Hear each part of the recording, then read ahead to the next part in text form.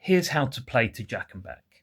The dealer deals 7 cards to each player and then turns over the top card to form a discard pile. The next player has a choice to make. They can choose a card from their hand that is either 3 higher or lower in value than the 3. So that's King, Ace 2 or 4, 5, 6. In this example, they play a 5. So the direction of play has been set.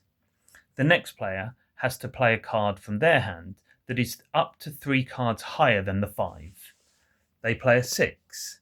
The next player plays an 8. If at any time any player cannot play a card up to 3 cards in value higher than the card currently on the top of the discard pile, they must pick up a card from the draw pile. If this is viable, they can play this immediately. At this point in the game, things get interesting, as the next 3 cards available include a jack. If a jack is played, then the next player must pick up 2 cards from the draw pile and their go is over. If, however, play reaches a 10 or a queen at the other end, the next player has only a jack available to them. If they can't play, they themselves pick up 2 cards from the draw pile and their go is over.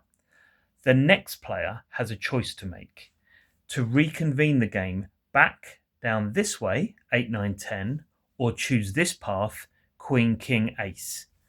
Play then continues along one of those paths back towards the other jack, and the game bounces back and forth between the jacks until one player has no cards left in their hand. They, of course, are the winner. To make things a bit more interesting, there are special cards. 7s mean that the next player misses a turn. Aces mean that the direction of play between players reverses from clockwise to anti-clockwise or anti-clockwise to clockwise. Players can play multiples of the same card, and if they do, they have the option to play again. This means that players can choose to play multiples, so long as they're up to 3 in value ahead of the previous multiple. There are also jokers, which can serve as any card, including jacks. However, jokers cannot contribute to multiples. And that's it. That's to Jack and Back in a nutshell.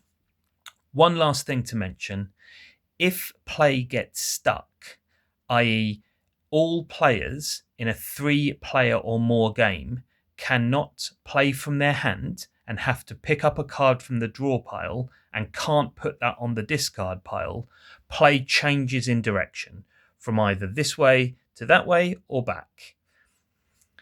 In a 2-player game, this reversal would happen when both players are unable to play twice, so 4 goes in succession.